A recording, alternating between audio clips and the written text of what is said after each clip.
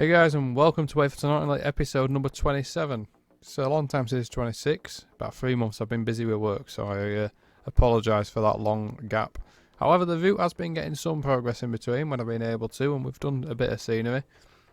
Where we are here is down at Walton on the former Midland Main Line that we laid in episode 26. We're just south of Oakenshaw Junction on the former line between Goosehill Junction and Wath Road Junction, the former Midland Main Line as it was. This is what's been going on in recent times. So you got down here, you can see that obviously the 4-track section where it used to be. 4-track formation, you got the single track here now. And the line that we're working on is the Monk Bretton Sand Train branch, the Glassworks branch down to Monk Bretton, as it is these days. So we'll just take a look at what's been going on already the last few weeks. Because it's quite a while since I showed it, and I think the only time it did get shown was in Tom's video. It's all very much work in progress. And changed the ballast colour here because I noted when I've been across on the foot crossings further past Cheviot Cutting just down there, it's a very much sort of greyer sort of ballast. It's not quite this new, but it's closer to that than it is the brown ballast that you can see the other side of that bridge that's been used on most of the other parts of the route. So I decided to go with that colour. But this is heading down towards where Walton Station once was. That closed many years ago. I don't have the date to hand, but might have been 1961 or something like that if memory recalls. This is where Sandal and Walton Station was in this cutting here. And as we head then up towards Oakenshaw Junction.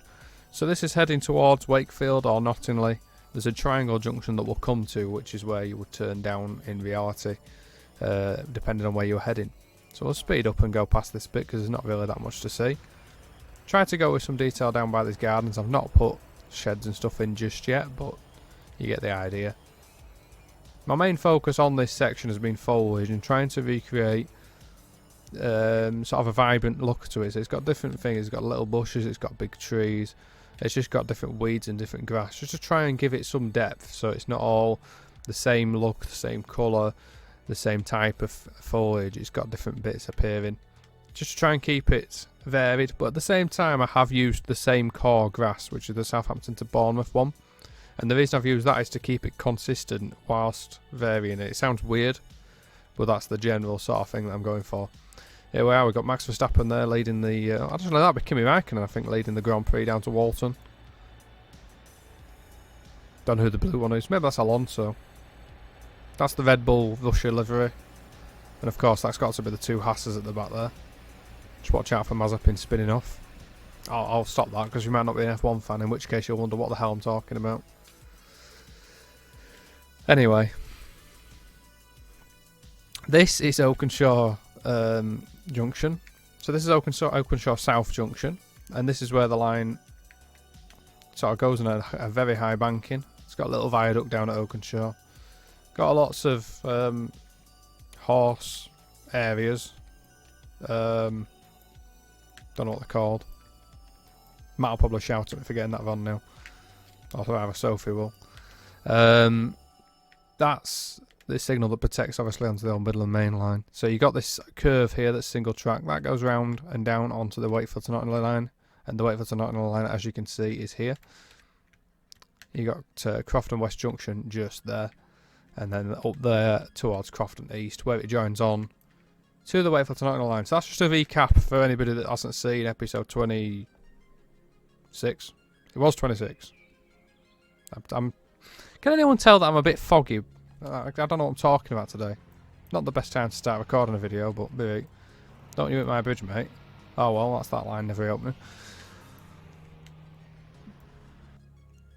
So this is going down again back towards Walton. Let's just zoom past here. So this is the bit I've been working on. This is the most complete bit around here. I just, for some reason, I didn't fill that bit in back there. You know, I don't know why. I just didn't. So I've tried to go for a very basic look away from the track. So just trees and bushes, basically. And then buildings where buildings need to be. Trying to keep the frame rate up. Because what I've done in this cutting is I made a decision. Because normally, obviously, when you go into a cutting like this, you'd probably put 2D trees further up the banking.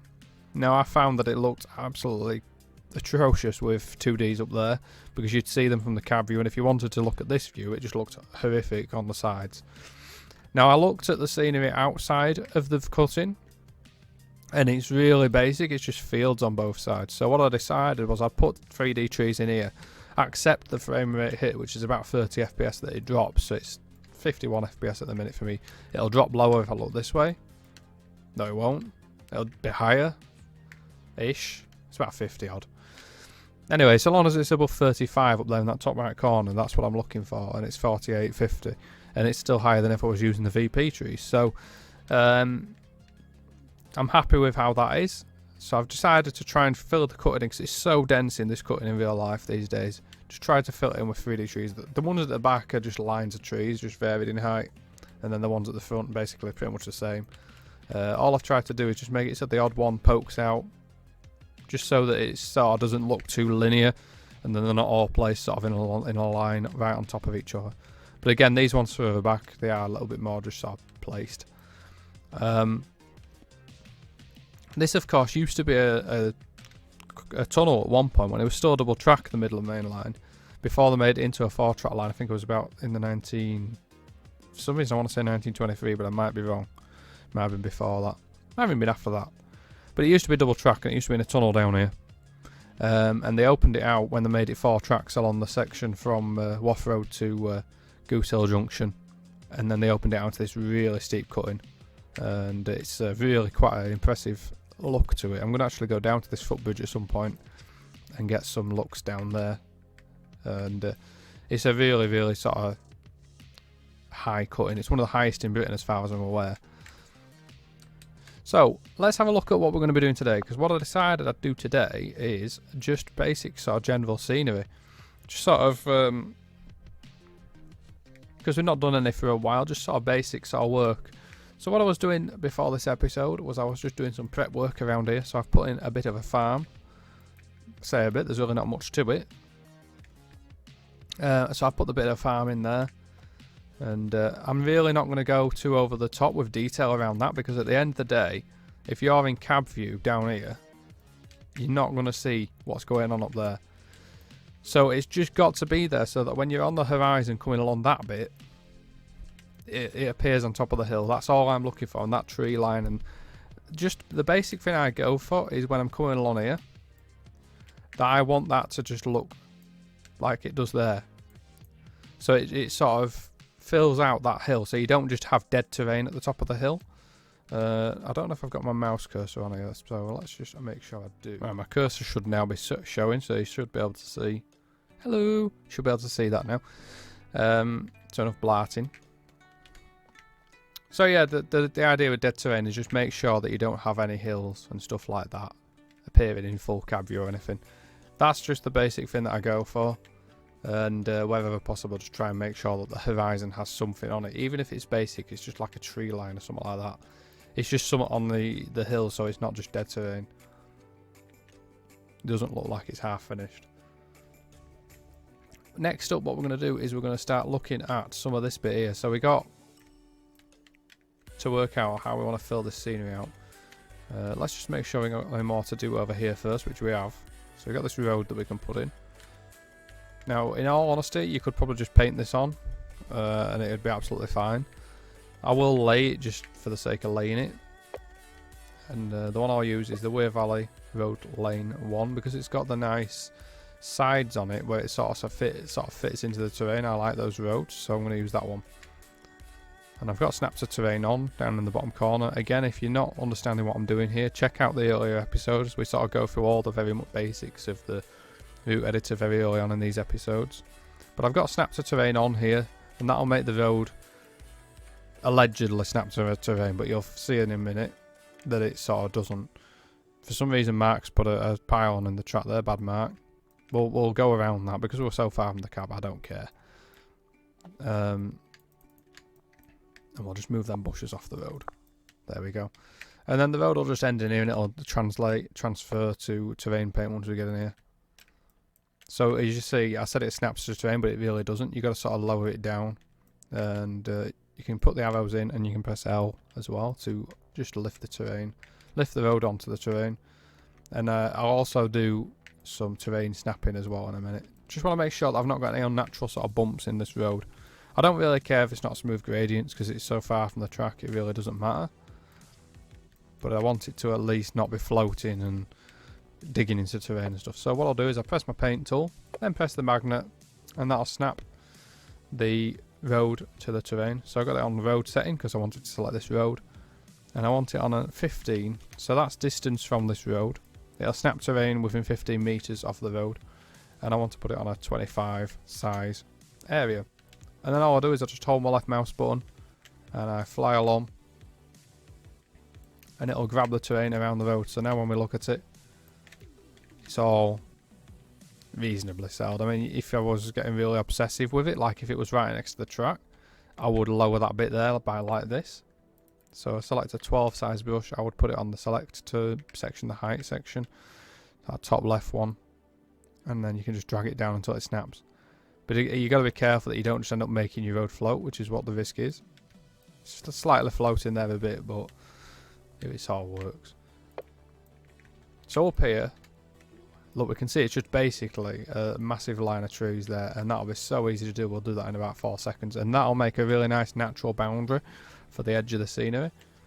What we need to look at is whether we need to put anything down the side of this road. And it looks like there is a fence there. I'm just loading Street View up. I should have already had it on, but bad mark as usual, forgetting to do stuff. Let's go to Google Maps.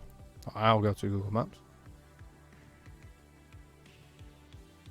and just set up in the right place so I can see whether I need to put anything down here.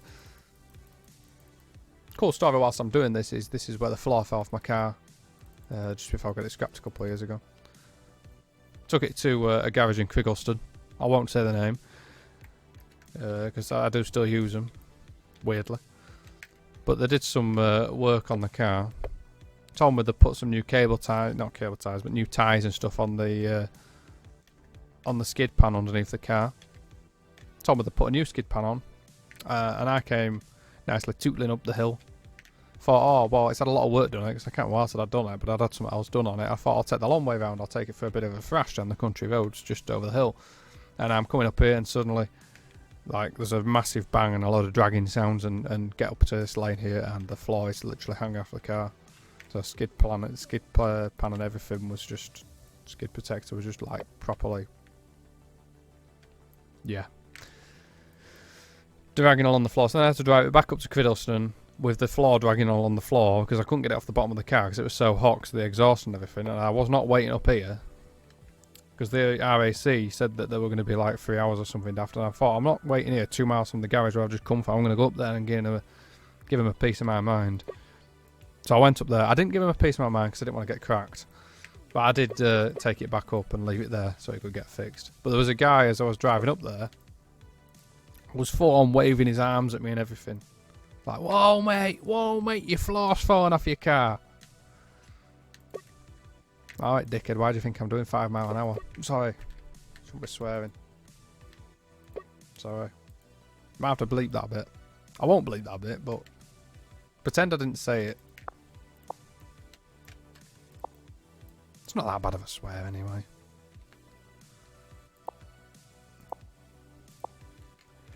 Right, so what I've done here whilst I've been waffling is I've offset a wall because there's a little wall here. You really can't see this. To be honest, why the hell am I doing it? Anyway, I've offset a wall and I'm just dropping it so it's nice and low down there in the ground. I've cut it a bit fine to that road to be fair, so let's just cut it back a little bit with the cut tool. There's that slight gap. I can't be arsed with that when it's so far from the track, in all honesty. And let's go then along here. You can see the wall carries on. I'm just currently seeing how far around the corner that wall goes.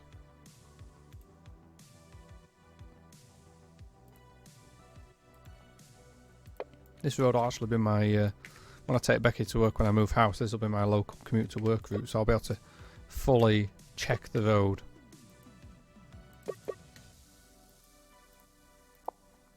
I'm expecting to move in about 3 months, so there might be a gap there in videos whilst I set all my new stuff up. But hopefully I'll actually do some streaming once I move, so you can look forward to me doing these videos and chatting shit live. Oh no, I have sworn. I'm going to have to put a mature thing on this video now.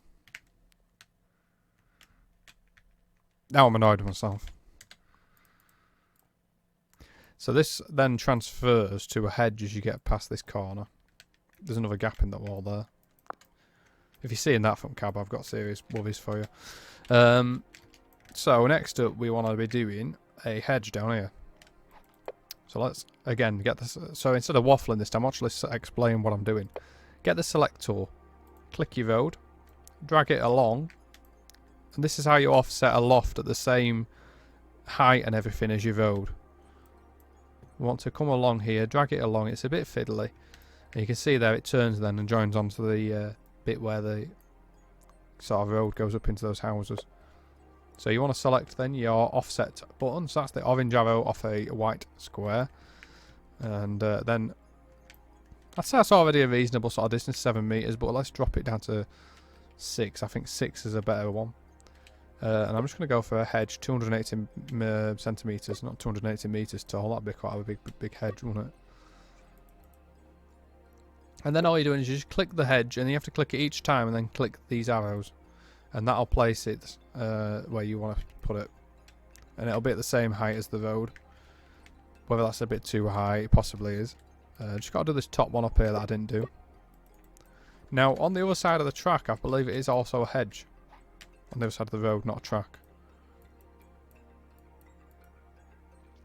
But it is actually a hedge on a wall. And I'm not doing both, so do I do a hedge or do I do a wall? Because I can't be bothered to select other things, let's just do a hedge. Again, it's so far from the track that this is pretty much going to be the boundary. So let's get these placed down. So that's hedges placed on both sides of the road. I'm just going to do a quick check, see how that looks from the cab. You probably can't see it, to be fair. You can see it. I think they're a bit tall though. So let's go under the ground. And the reason I'm going under the ground is it's just easier to see where these lofts are. So what I'm doing is I now need to lower all these. Instead of using gradient arrows and stuff, I'm just going to go along, hold R to select, hold L, sorry, to select lofts, and I'm holding Control, and I'm just left clicking where I see these new sections. You see the yellow highlights underneath, they turn red when I've clicked them. And I'm making sure that I get all sections of this hedge selected from underneath. There we go. And then what I'm going to do is I'm going to come back over here. They're all selected, all the hedge on both sides is now selected. I'm just going to tap B, which is the lower key, until it lowers into the ground to a height that I'm more happy with. And I'm going to go over here and I'm going to check that again. Now I think that looks a lot more natural. It doesn't look like you're driving down the side of a like Devon country lane with hedges ridiculously high. It's quite sensible now.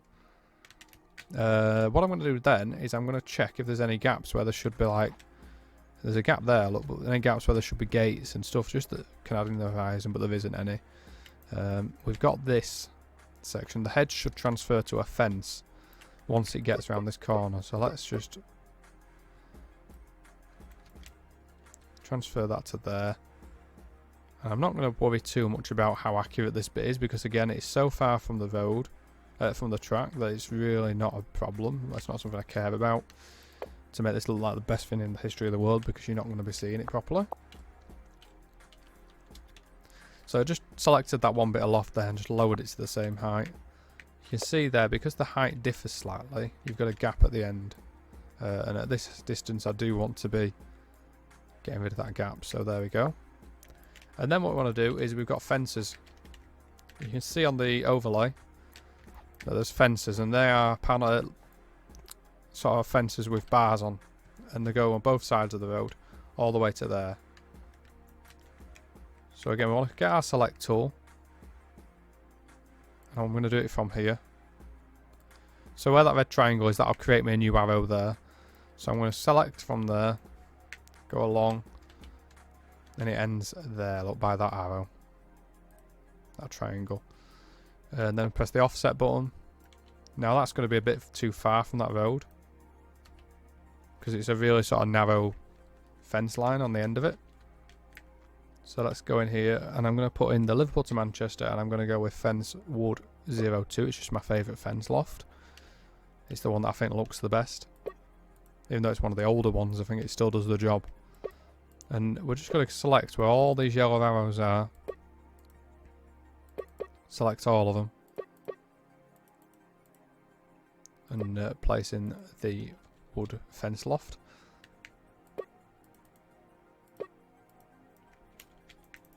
Now again, we're still a long way from track, so it doesn't really need to be high detailed around here. It's sort of like pretty basic still. This bloke here, he's obviously got a lot of money because he's got some very perfectly shaped bushes. Somebody gets paid a lot of money to cut his bushes for him.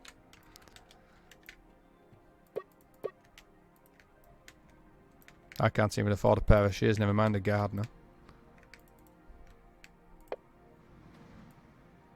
Sorry if you can hear the wind, by the way. I've just realised my windows open and it's like a force 8 gale outside. I hope nobody was expecting a slick production with this video, because it's horrific, but you don't need me to tell you that. Next up then, let's have a look at what goes on down this one. Now this looks a little bit more, there's no street view so I can't see what's going on, but it looks like a hedge and it looks like there's sort of trees and stuff around it, and there's a fence there as well. Now again, because we're so far from track, I'm not fussed about going over the top with detail, like trying to make sure every bit of fence and every bit of bush and every bit, you know, everything's perfect. I really don't care for that sort of thing at this distance.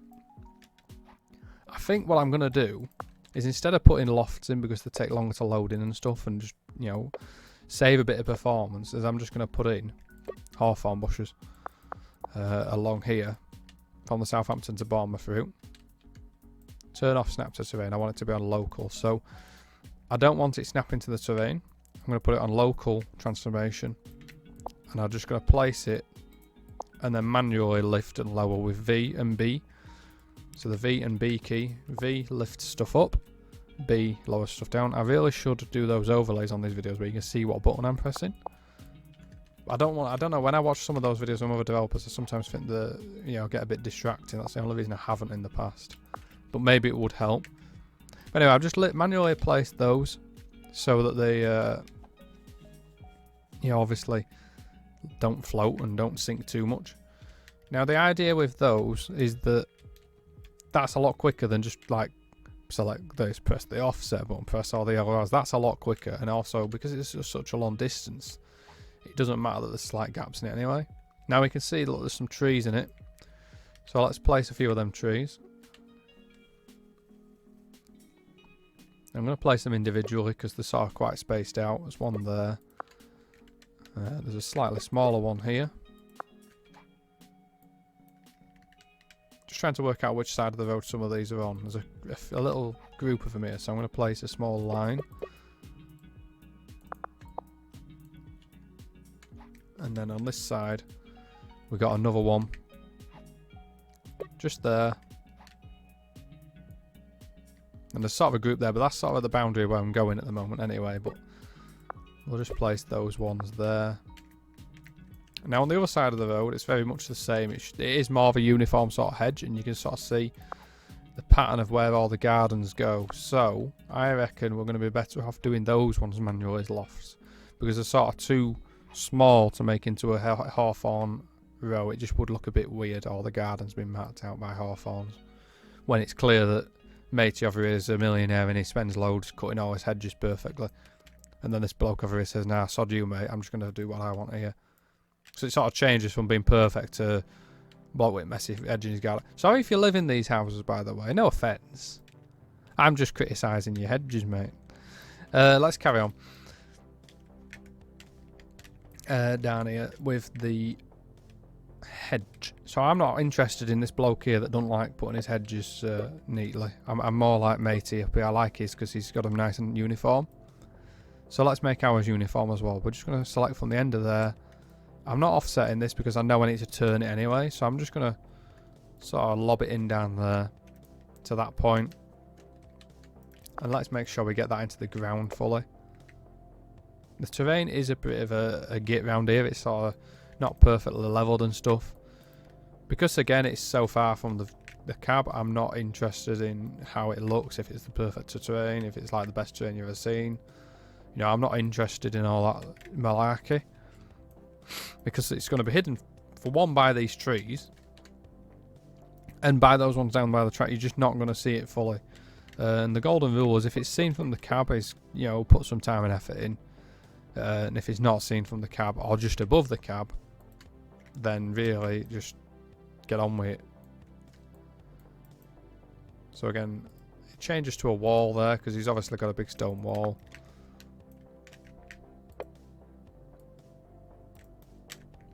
And again, I'm just trying to make it so that there's none of them big gaps sort of in this hedge.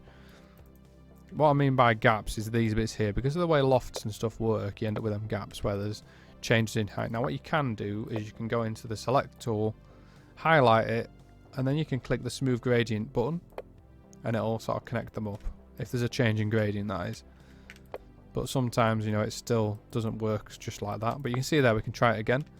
So we get select gradient, select tool, select past both points where it's broken, then press smooth gradient, and it connects them up.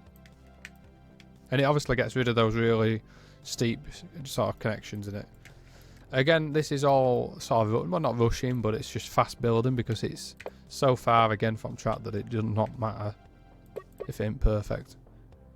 Not to say that there's anything wrong with it, making sure you do it perfectly. I just don't, for my building style, I don't have the, for one, I don't have the patience. And two, if you're looking up here, you're not looking in the right part of the route, as I intend for it to be used. And at the end of the day, that's what obviously matters when you're building it. So I'm going to send this hedge and fling it down there. And then just lower the height so make sure it joins in. I've put a gate in here for this little paddock. And then we've got the, we ain't got hope for that. I don't know what I can do with that. You know what, mate, I reckon you're going to end up with just a normal hedge loft in there. I don't think you're going to be getting your special perfect bushes and all that you like.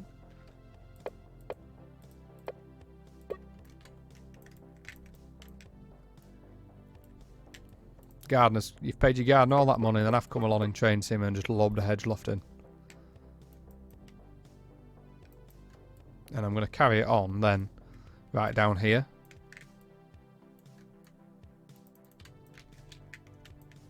So it'll look better as it's all uniform anyway in TS. I think that'll do for that bit.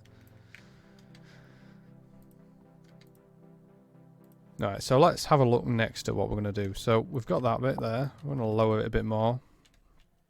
And there is a gap actually in the end of that as well. I'm betting there's another one in that one. Yeah, there's a big gap there, look, in the top of that loft. So just lower that bit down. And then I'm also going to lower the actual loft a bit more.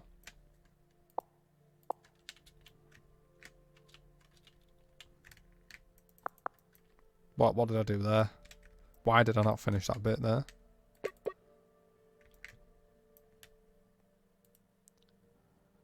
Just connect these two lofts up so they're actually connected and not just left like that somebody could just walk straight through it.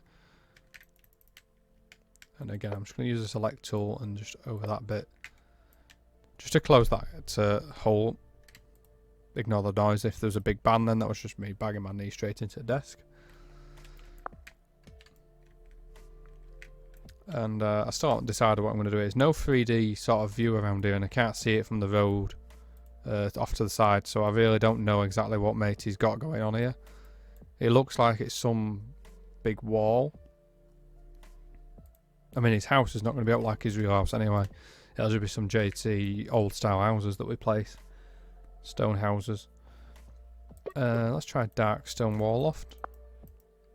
Yeah, we'll place that and then we'll drop it into the ground, I think. So with this one, I'm not going to put snap to terrain on because I want this one to be level anyway. I don't want this going up and down in height. So I just want this wall to be level. So I'm going to put it there.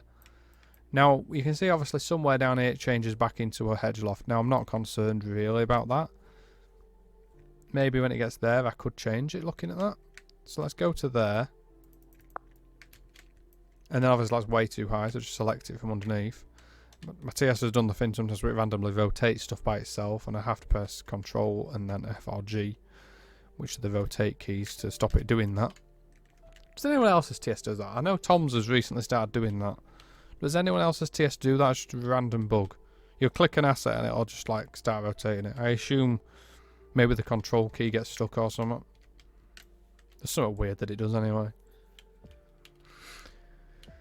So we've got the wall in. I don't want it to look too high. And at the same time, I just want it to look sort of sensible in there. Let's have a little check from down by the track. This is what I always do, is sort of keep coming back and just checking that it's not looking stupid up there. Just lower it down a bit more. Right, I think at this point, let's get the houses placed as well. So we can get the houses in now. Now, I'm going to go with some of the old style looking JT houses. And the ones I'm going to go with are the house, these ones here. So it's the G one. It's not the yellowy stone coloured one. These ones portray a sort of expensive old house best, I think, and I'll just place a single one on the end of this row. Now this one's going to be slightly sunk down compared to the others, but again, you ain't going to be selling that from the track. Now there's one on the end as well.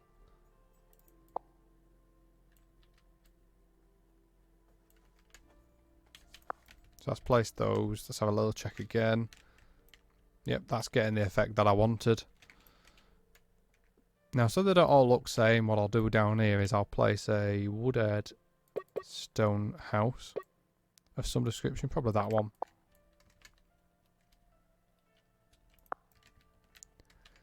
And this where we are now is coming down towards Cold Hindley, is the name of the place. This looks like it's very much the same style as that one.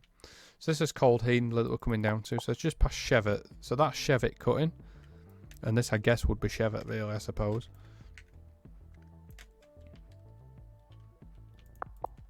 So drop that one down.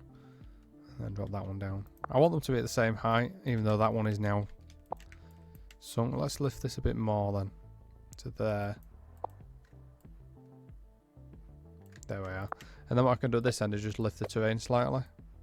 Because the drop there was quite noticeable in terms of how the fact the house was sort of sunk down quite a lot. There we go. As we get closer to the track, I do pay more attention to how it looks and stuff. These edges on this terrain, I'm just using the height tool.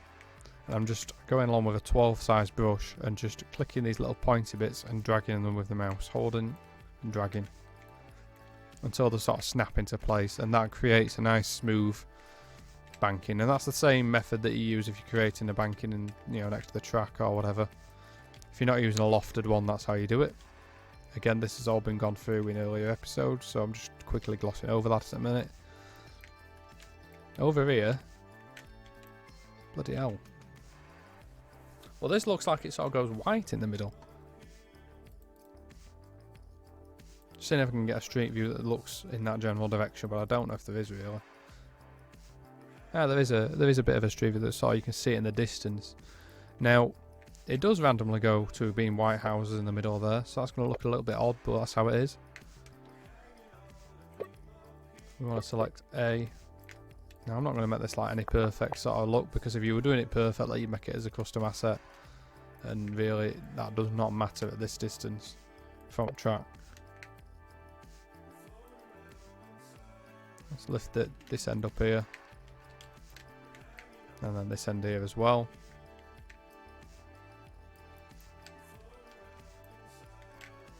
So they're both in there. Not worried about like that there. If that were next to the track and I had half a window, for instance, and obviously that's the sort of thing you go, haha, shit, but, oh, and I said it again, but it'd be right. At this point in this episode, just forget about any swearing that I've done. I'm obviously having a bad day. Apparently. Even though I'm not. Let's just gloss over the fact that I've been swearing. Mark, don't bring it up. It never happened. But I'm really not fussed if it's slightly untidy at that distance. It's sort of thing, whereas if it was literally right next to the track, I would care, but at the end of the day, you can't tell from down here that I've got half a window on the other side of the house is in the wall, so it doesn't matter. Now it does look a bit samey for my liking, and we'll break that up a bit when we put some of these bushes and trees in. It'll start to fit in a little bit more. At the end of the day, they are similar looking houses, those on these two rows, so it's not like they're totally different or like that. Now, I'm guessing up here, Palos has got like a massive garage with his Ferrari, his Bentley, his Bugatti, his Aston Martin, and his Rolls Royce in. He's got his roller in the end one there. If you want to nick it, you know where it is. Not that I condone that. If his car gets stolen, it wasn't my fault. You know, it looks sort of all the same. And that'd be what I'd say if I was doing it, you know. It's a bit samey, but there's not really anything I can do about it when that's how they actually look in real life. It's one of those things where TS, unfortunately, does have some limitations. Again, they've got some big posh garages going on as well. And I don't really have anything for it. I think it's going to look a bit crap if I use just a JT brick garage, but we'll see. Maybe I will. At this point, so far from the track, I'm not sure I really care enough to worry about that. So let's get a hedge in. So this hedge loft obviously goes to the end of here, and then it goes to being a fence. And this is what I don't like, is where it's all mishmash. I'd just prefer to have that as a hedge, but it's not a hedge in real life. And at this distance, I will start paying a bit more attention to that sort of thing. Because the lofts, again, are what you're going to see more of. Now the shadows are hard to see, but that bit there being a fence tells me that this bit here will be a fence as well. You can see it there, it is, look, yeah. So we want to get this Liverpool to Manchester fence selected again. Fence wood 02, snap to terrain. Because I'm laying this over a longer distance, I wanted to snap to terrain. Now I'm going to do all the gradients on it afterwards. I'll fix where it needs snapping back to terrain. At this point I'm just laying it. I'm not too fussed that it's slightly off where it should be. I am fussed that I've just laid it in a stupid way though. Try that again.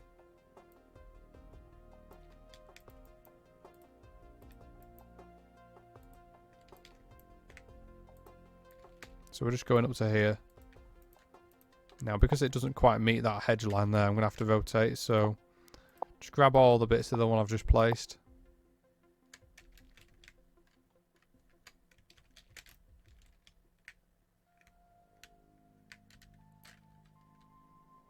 And then rotate slightly. And all I'm doing here is just making sure that it's going to meet up with that hedge where I want it to meet up. Which is about there. But at the same time I need it to meet up with this fence at this end.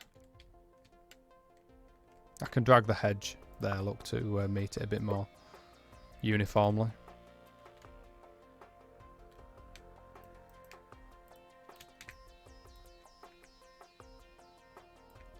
Again, some of these little buildings, I'm just not going to place them if I don't know what they are and I can't get a decent reference for what they are. And if I don't have anything decent to place, then I'll not place them.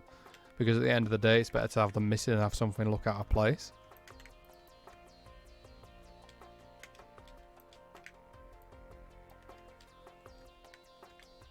And I really don't like to be one of these people that sits and sort of festers over what it could be or what it might be or what it should be. I don't have the sort of patience for that. Especially not when I'm doing it for my own sort of time. If I'm doing it, obviously at work and pay where routes, then it's different because you know, you're selling a product, whereas here I'm not. I'm just like proud about making Wakefield to Knottingley via the world. Oh, hello. That went higher than I was expecting it to.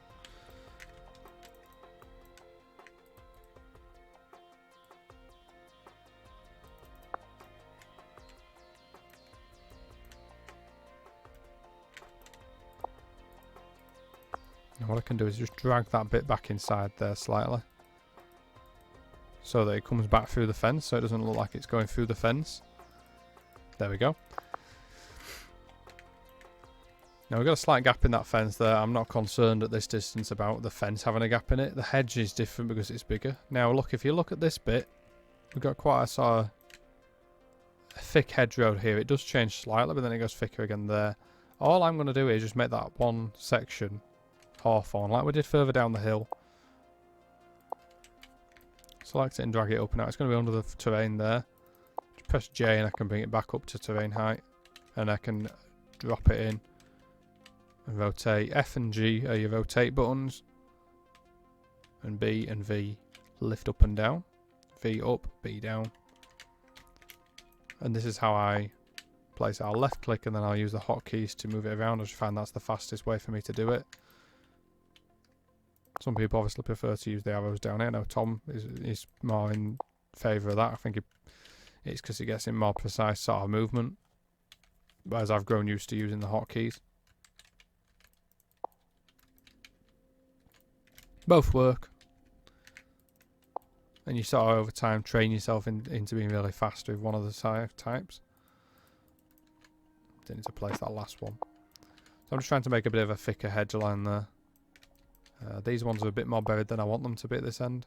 And they also should be on more of a sort of hill, so I'll rotate them.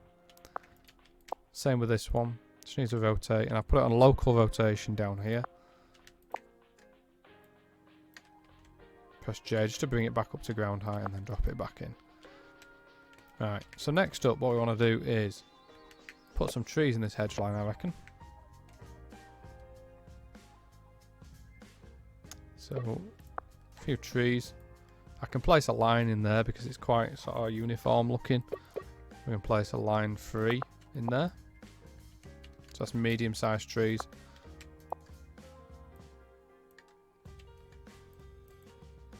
Just rotate them so they're on the hill. Not floating. And then I can just bob in some slightly bigger ones on there. Just so that it's not just a standard line of trees. And it's getting towards the look that I want up there. Nowhere near the finish or anything like that. There's one big tree that needs to go in here, look. And then we've got obviously all that up there to do. We'll do that towards the end of this episode in a few minutes time. Just going to put some of these trees in around here. That fence, I'm going to just bring it around here so it meets up. So it doesn't just end right there.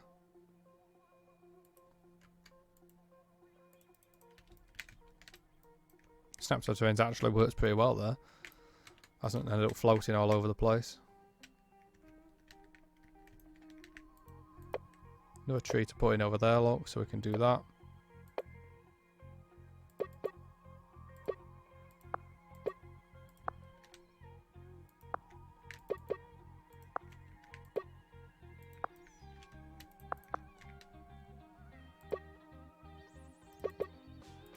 Just place some more of these.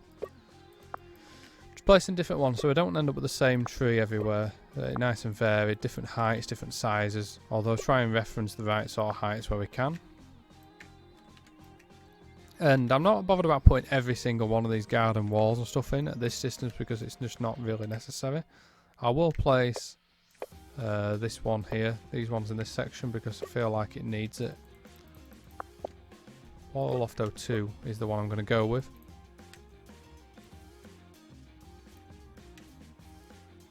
And we're just laying that down the hill. And again, from there. Then again from here. There's one more there as well.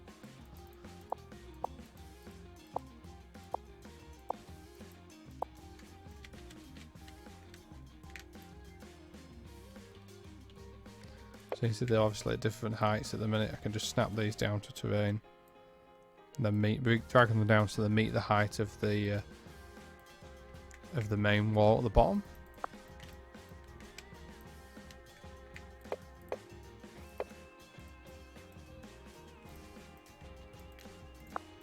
And that'll do for me.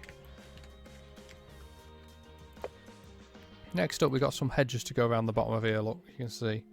Should be a hedge all the way around. So we can offset this one off the road because it'd be easy with it being such a curve and different heights. So we can just offset this all the way around here off the road, look. Select then offset. And hedge. Just try a 220. Just see what, I'm just looking at these different hedges. I reckon a 220 one will look better here. Something a little bit different so it's not all the same hedge loft. Around the entire thing.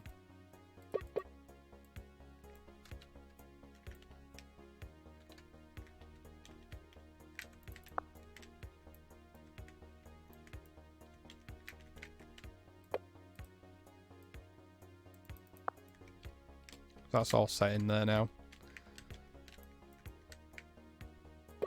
And then there's another one that, as you can see, goes down the hill, so we can put that on from the corner of the house. Down like that. And again, just putting the arrows in and then dragging it into the ground. It's the best, the easiest way to do it, I find. Looks decent there. And then we got this weird sort of squiggly one, because why do it straight when you can do it all over the place?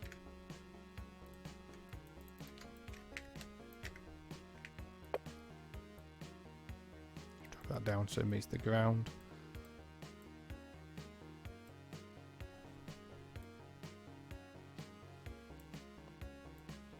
Just trying to stop that gap appearing in the end of that one. So then we got the weird sort of squiggly one.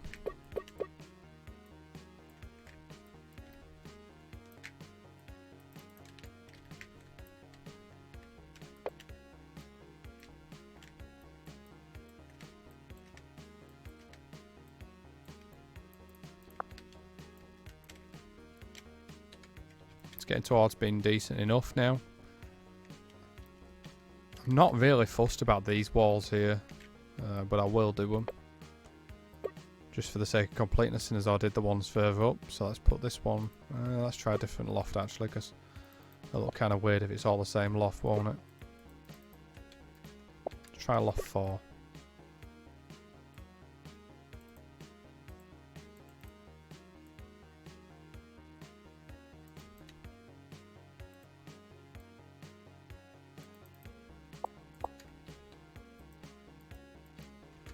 Now that's gone all over with the snapping terrain thing, but we can soon bring that down there, like that.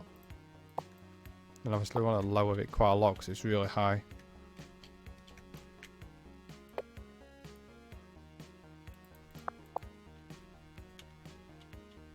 There.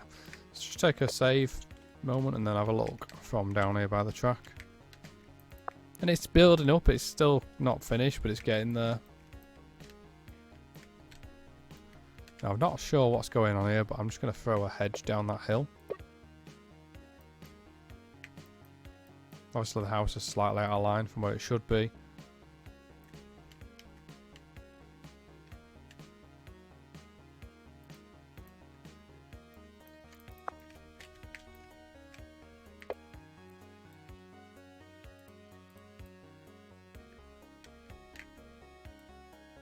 There we go. So the hedge is slightly out of line from where it should be, but I'm not too concerned. We've got a fence that comes across it, but we have got a gate there, look. And I reckon having a gate there, if I make this look really decent, or decent-ish, there's a bit of a screenshot potential view down there. And I do like to have that sort of ability to take screenshots from further back if possible, if a sensible point can be made. So let's make a fence go across. We'll put a hedge loft on the end of that bit there to go down, possibly. Either that or hawthorns, I haven't decided yet.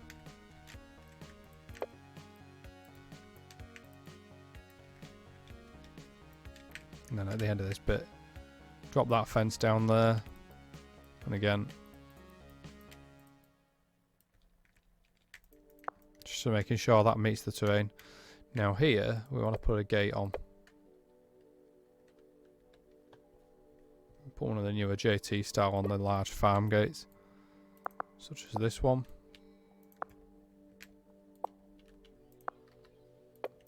Save again.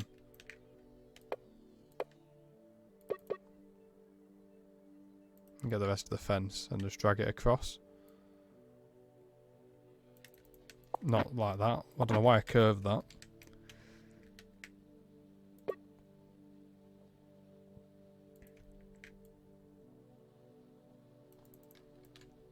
There, that will now meet up with that hedge. I don't think it's going to be really screenshotable because it's going to be quite a long distance away, to be honest. To make sure it doesn't go into the post, which it did. There, that's better. Now we've got this fence that goes down here and then it meets up with that hedge there. So we've got a fence loft to place. To there. that's nicely snapped. And then we want to go back to doing our hedge lofts, which I'm going to do the 280cm one because it's just a bit more sort of not as nicely done. Easy to place one, basically.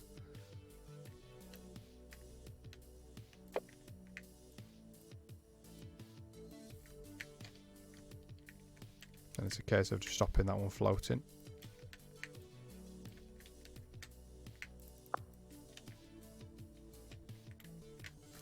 Save it again.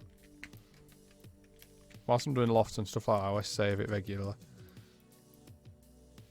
And it looks like some sort of fencing going on in there, actually. But I'll just leave that as one field, I think. I'm not that concerned. I don't know. Maybe. We'll see. Because it's all a little bit off anyway. It doesn't matter. There should be a fence across there, for instance. And I'm sure there'll be people watching this. Well, if there's a fence there, put it in and all that. Well, yeah, I could do. But at the end of the day, if you were driving this without knowing I'd filmed this, then you wouldn't know it was missing in the first place.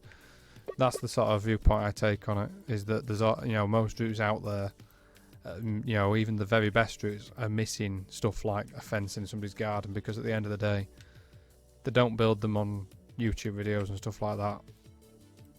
And what people don't know, they'll never hurt them, sort of thing. You know, the fact that I haven't put that fence up there does not detract from the quality of the route. And the same goes for any other developer as well. It's not a sort of thing that affects it.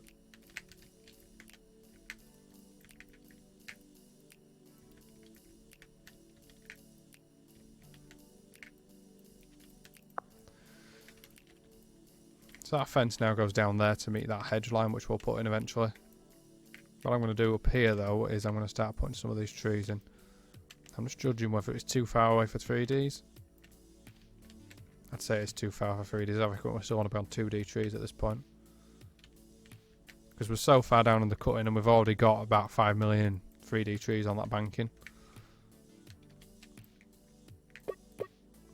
Let's just put some trees behind this hedge.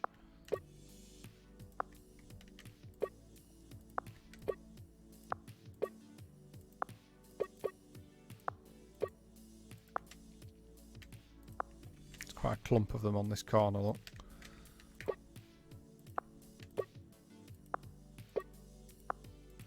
Just trying to place a few different ones so that it's not all the same style.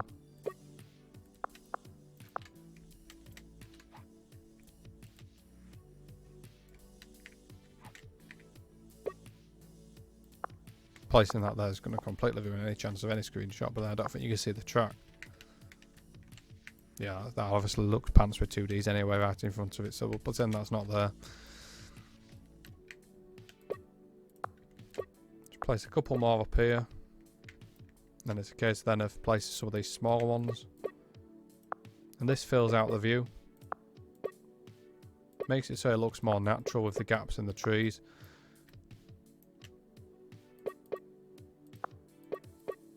And this is why you've got to sort of visualise before you do something. You need to visualise how you think it's going to look in the end, because I'd visualise how I expect this to look before I'd done it, and that's why I left it looking so bare up here, because I knew where I wanted to get to before I started getting there.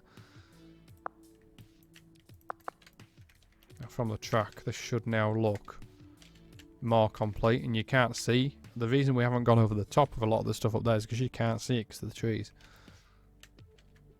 That is the sole reason that I didn't go over the top of everything. But at the same time, it's still a nice view from up here. That is the idea to go with.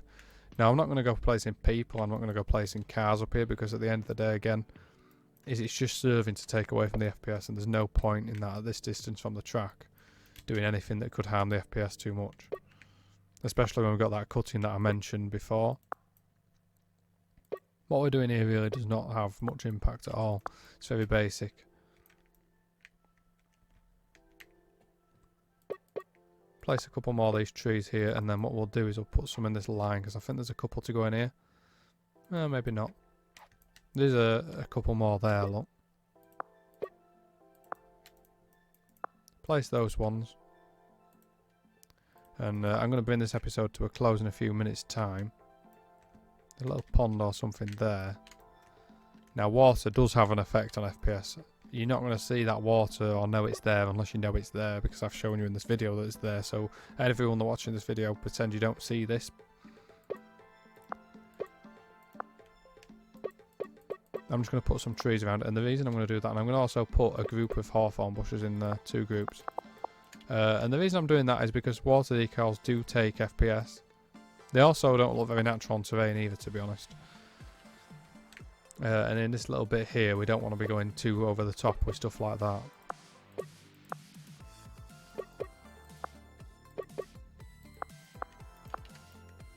So let's get that placed all down there. This warehouse and stuff will be in the next part when I continue the route. What I want to do is put these trees in up here.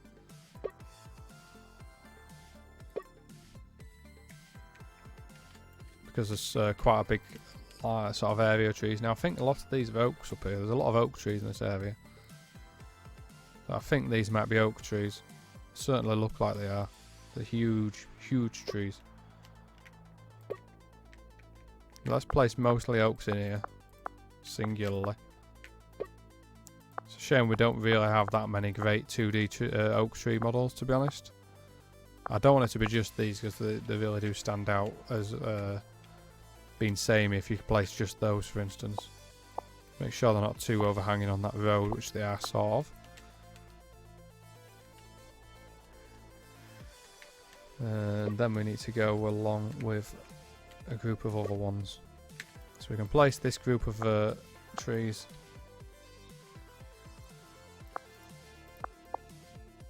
So I think these oak trees are going to stand out. Yeah, they stand out. It looks terrible. At a distance, it doesn't look too bad. Yeah, maybe it's okay then.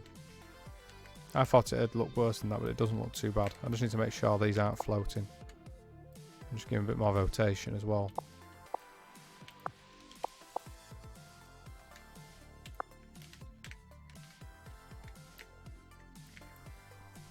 Now at the back again, we've got huge trees. And these ones are going to need to go in. And these will fill out the back of the view very nicely. So let's place that line. You see, the problem with the oak lines is you get these stupid broken ones in the middle of it. And they do repeat. So I'm only going to place one line of oaks, and I'm going to have to place the rest sort of individually. Just see if there's any other oak trees that we can place. I don't think there really is many. Southampton to Bournemouth doesn't have any distant oak trees, which is just really helpful. Obviously no oak trees in Dorset. And then you see these ones, these are the same model, they're just totally different colour. So we'll just place these manually, and then we'll scatter in some others. I'm not going to bother doing the ones further back because at the end of the day you definitely aren't going to see them from anywhere near the train. This is the hard boundary of scenery. There's going to be no scenery beyond that. See if that's working. Now look, they're very samey. See the same repetition, same tree, same tree, same tree. Now you're not really going to see that unless I really point it out, but I can see it and it's bothering me. Because this again is this is your board with your scenery. This is where your scenery is ending. So this is what's going to be on your horizon. I still see it a bit, look there. But it's nowhere near like it was.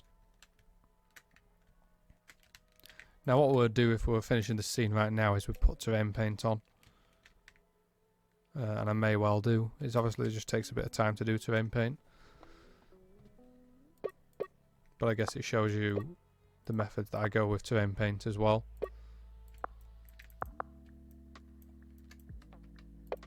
Save again. Right, so let's say we want to terrain paint this bit. So what I'd do first is I would paint out these big fields. Now I've changed my methods on this over the years. I keep changing my methods on foliage, on terrain painting. Because at the end of the day, you're always thinking up new ways of doing things. So the way I do terrain painting, and I know some people, and indeed I believe it's even the DTG way, is doing terrain painting first. Just doesn't work for me. I prefer to do it last. I like to paint around the scenery rather than place the scenery around the terrain paint.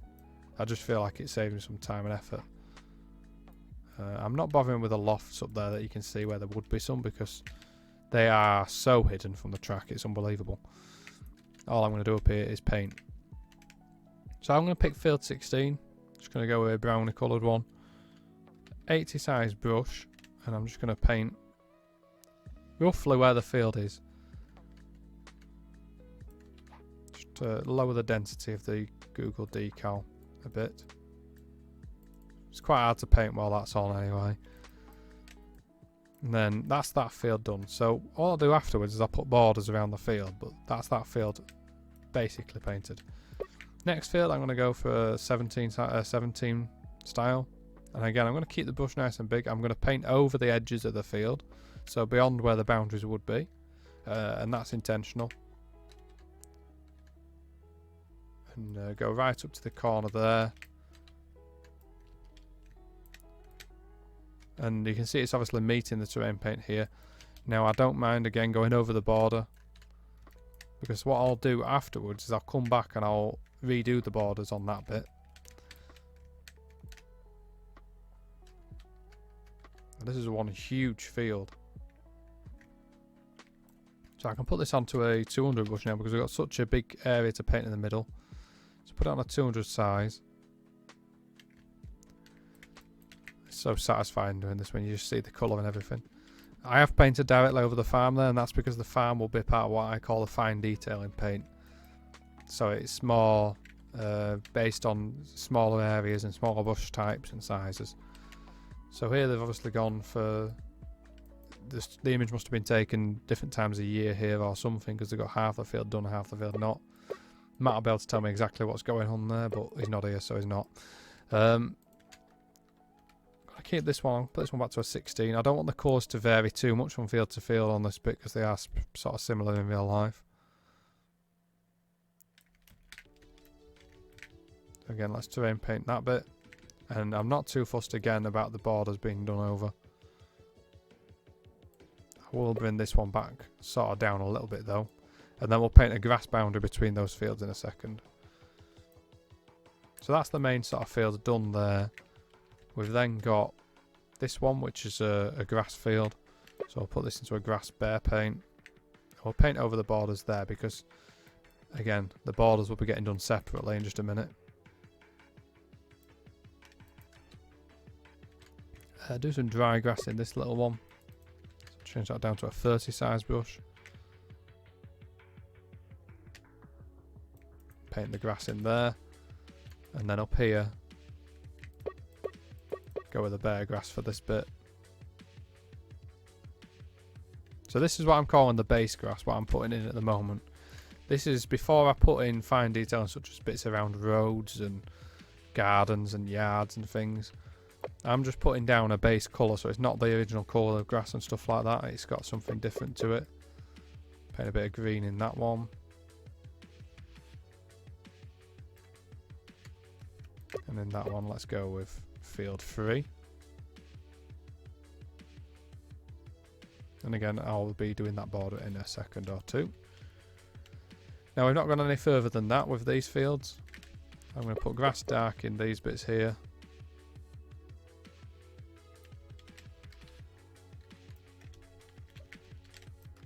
Dog's dreaming behind me, might even crying. Well, not crying, making dreaming noises.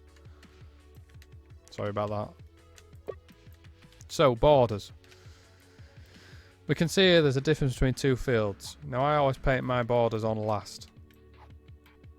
And we also can see there's these telegraph posts. Now, the borders are just the bits that break the fields up, such as this one.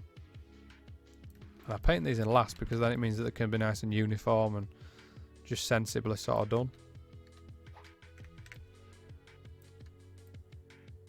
And it just breaks the fields up nicely.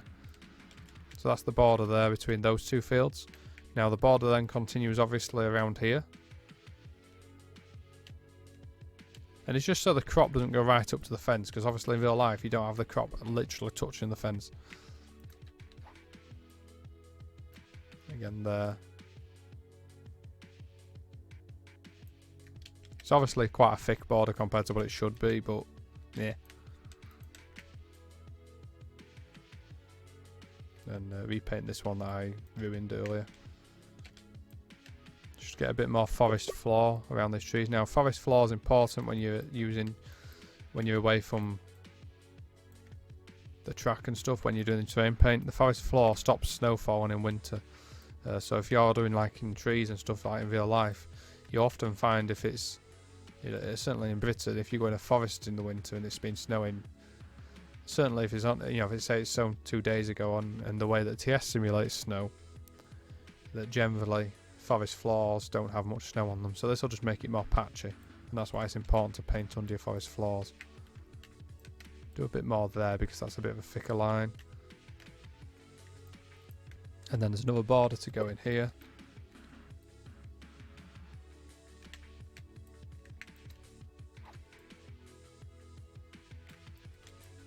I can see there's a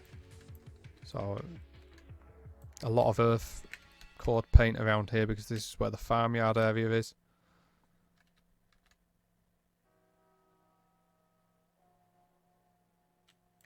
That's painted over that bit.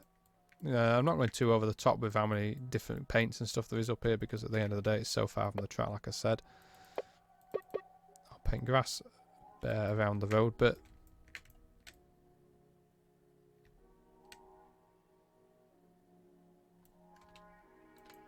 And then we'll put in field 6 right in this corner, just for something a little bit different.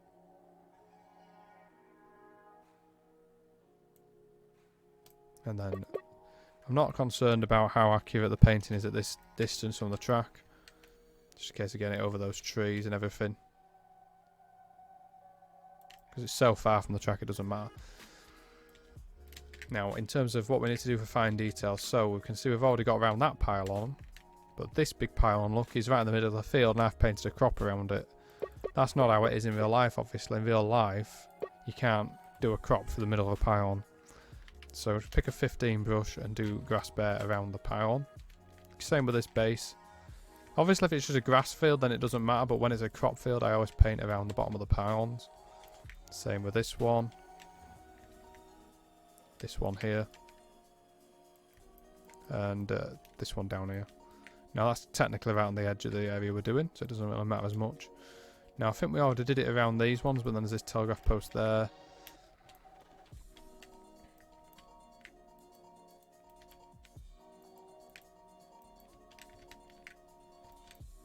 There we go. So that's that bit of terrain painting done. Now we've got these gardens and these yards up here, look. So time out of light I'm going to pick. Time out of dark actually will fit in better, I reckon. Now you see the problem we get here is this is where it's going to start appearing in the field next to it. This is the most sort of annoying and challenging bit about terrain paint, how fiddly it gets when you're painting around narrow roads. It doesn't really add anything to the quality. Try putting the field paint back on. I'm trying to remember which field it was. Field 3 maybe? No. Field 3, there we are. See, I reckon it looks better without that, you know. So let's carry that on. I reckon it'll look better without the tarmac paint there. Thought I'd try it, but it'll look worse with it, so. Now this area we will tarmac because this is like where he has his 25 cars and stuff.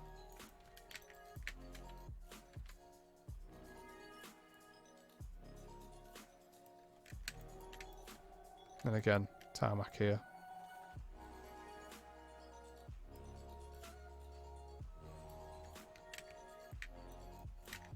Now with stuff like this, it's so difficult to try and get that bit to be grass around that bush.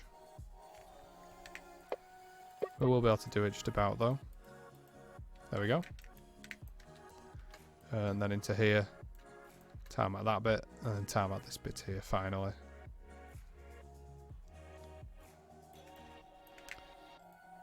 And this is what I would just call basic terrain painting around the distance away from the track. And it's taken quite a while, but that's more or less finished this bit of scenery here. We've got a bit more bordering work to do here there, look.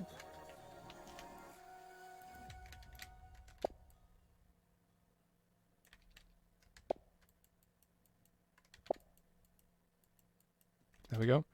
And then final bit here. Just put that down there. Now, because of time, I think it's sensible to cut this episode here because it's gone way over what it should do as usual, but they always do. Hopefully you'll agree that's coming on slowly as to a basic scene. I've got more work to do on it, but I simply can't just sit doing an episode all day. It'll just, never work on YouTube when you've got a video that's like 2 hours long. Terrain paint over here still needs to be done. Look, we've got forest floor needs to go in there on the banking, and then we'll put a border on that field last. But the forest floor needs to go in on the cutting side. This has very much been work in progress scenery here anyway, so it's not exactly finished by any means. And then you can see the grass bed needs to just carry on the top of the banking there like that.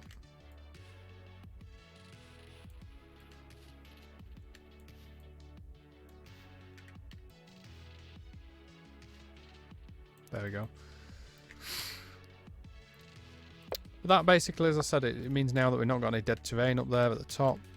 It's very hard to get a viewpoint because this bit's not finished. It's very hard to actually get the viewpoint that I want. But you get the idea. It's filled in that gap there that we had at the top on the hill. So it's all finished up there now. And hopefully you agree that it sort of gives a more complete look to it.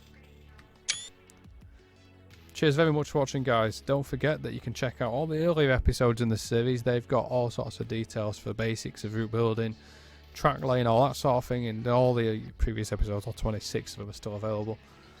Don't forget to hit that like button and please do subscribe. I'm going to try and get some more of these out more regularly. You can find Tom. He's usually on Twitch and he's on regularly. He also does his own style of route building.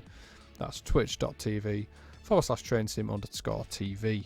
Cheers as always, guys. Until next time, see you later. Bye.